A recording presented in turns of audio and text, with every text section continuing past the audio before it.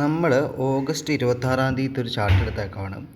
50 minutes break ഔട്ടാണ് നമ്മൾ നോക്കുന്നത്. അപ്പോൾ നമുക്ക് ആദ്യം നമ്മൾ റീപ്ലേയിൽ വെച്ചിട്ടാണ് നമ്മൾ നോക്കുന്നത്. അപ്പോൾ ഓഗസ്റ്റിലെ 26-ാം തീയതി കഴിഞ്ഞിട്ട് നമുക്ക് സ്റ്റാർട്ട് ചെയ്ത് കഴിഞ്ഞാൽ വരുന്ന ആദ്യത്തെ 3 ക്യാൻഡിൽ, അതായത് നമുക്ക് ഗ്യാപ്പ് അപ്പ് ഓപ്പണിംഗ് ആയിരുന്നു. ഫസ്റ്റ് 3 ക്യാൻഡിൽ എടുത്തിട്ട് നമ്മൾ പോസ് ചെയ്യും. അങ്ങനെയാണ് നമ്മുടെ ഒരു ഇത്. അതായത് ഇതിപ്പം ഇതിൻ്റെ നമ്മൾ ബിലോ ഇവിടെ നമ്മളിങ്ങനെ മാർക്ക് ചെയ്യുക.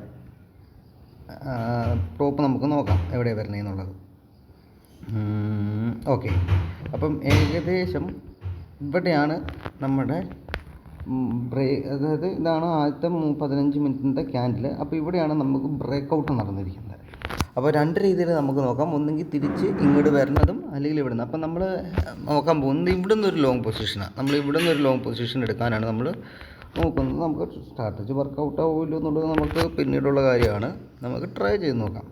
ഏകദേശം സ്റ്റോപ്പ് ലോസ് ഇവിടെ തന്നെ വയ്ക്കാം. അതായത് ഈ ക്യാൻഡലിൻ്റെ താഴെ, ഈ ലൈനിൻ്റെ താഴെ ഏതെങ്കിലും ഒരു ഇത് ക്ലോസ് ചെയ്ത് 1:2 എപ്പോഴും നമ്മൾ കീപ്പ് ചെയ്യാൻ നോക്കാം.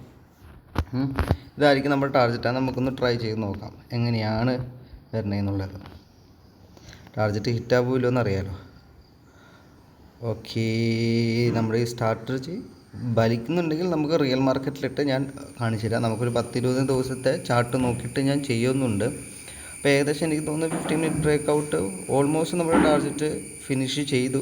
അപ്പം നമ്മൾ എക്സിറ്റ് ചെയ്തില്ല, ക്ലോസിങ് വന്നില്ല. റീപ്ലേ ആയതുകൊണ്ടാണ് റിയൽ മാർക്കറ്റിൽ ഇമോഷൻസ് വേറെ രീതിയിൽ വർക്കൗട്ട് ആവും. ഓക്കെ, ഏകദേശം ഈ രീതിയിലാണ് നമുക്ക് ആ പറഞ്ഞ 50 മിനിറ്റ്സ് ബ്രേക്ക് ഔട്ട് നമുക്ക് വർക്കൗട്ട് ആയത്.